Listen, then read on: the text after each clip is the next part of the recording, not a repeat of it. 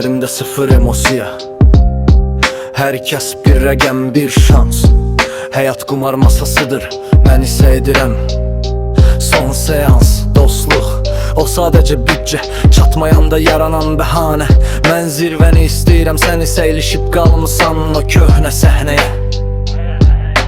Baxışlarım buz kimidir, toxunduğum hər şey dondurur. Bu şəhər bir cəngəllikdir, hər kəs öz zəifini sındırır. Mənə qayda öyrətmə, mən o qaydaları yazan adamam.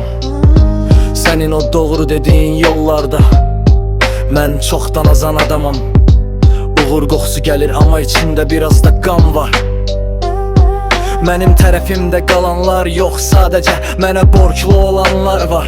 İnam zəiflərin sığındığı o sınıq, salxaq limandır.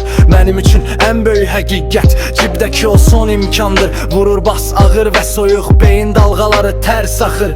Sənin o parıltılı dünyan mənim kölgəmdən aşağı baxır.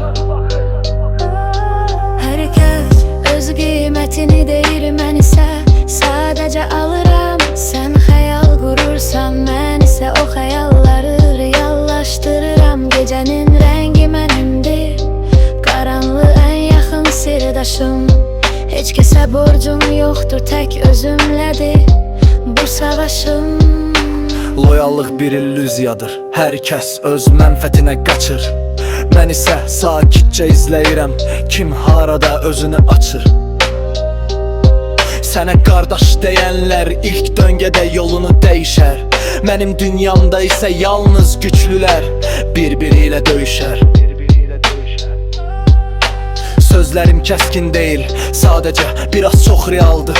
Bugünün qanunu budur, hər kəs biraz satqın, biraz xəyaldır.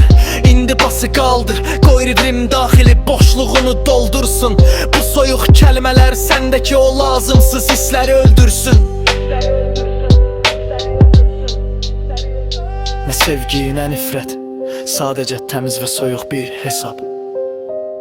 Həyat bir kitabdırsa, mən o kitabda ən qaranlıq fəsiləm, ən sərt cavab, ən sərt cavab.